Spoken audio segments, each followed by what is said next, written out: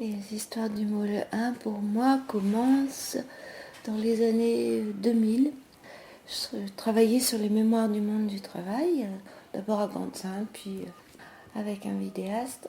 J'arrivais dans le port et là, je découvre le Jokelson. Et puis, à l'époque, il n'y avait que le Jokelson. Le Jokelson, donc, ça veut dire projet Nautiloche.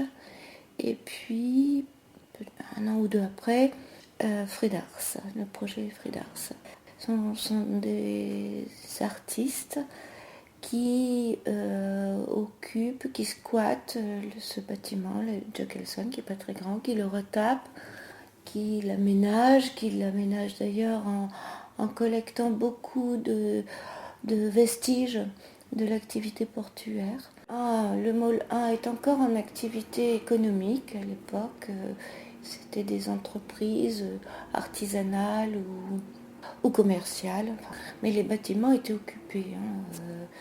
Les Mouettes, le 4x4, c'était une entreprise d'accastillage. Enfin, il y avait l'auto-école qui vient juste de partir il n'y a pas longtemps. Donc il y avait une activité, mais il y avait aussi un abandon manifeste avec. Bon, et finalement, donc le BCMO a été détruit. Il n'y a pas eu moyen de le sauver. Il n'y a pas eu. La DRAC ne s'est pas engagée dans un classement de patrimoine architectural du XXe siècle. Donc il a été rasé. Ça a été un petit peu un choc pour tout le monde. C'était très brutal comme destruction finalement. Donc, voilà. Finalement, Fructose réapparaît en 2008 avec des anciens de Fridars et puis des nouveaux, et occupe là à ce moment-là le bloc C, c'est-à-dire la partie basse de l'entrepôt des sucres, et se lance donc dans un projet qui diffère des précédents puisque c'est vraiment du soutien à la création artistique, avec un projet qui est aussi d'insertion professionnelle, donc en économie sociale et solidaire.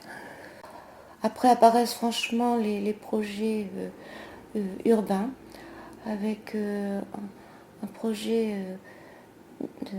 d'idée d'architecte Europan 10, c'est un projet au niveau européen, de concours d'idées d'architectes, de jeunes architectes, et le môle 1 en fait partie.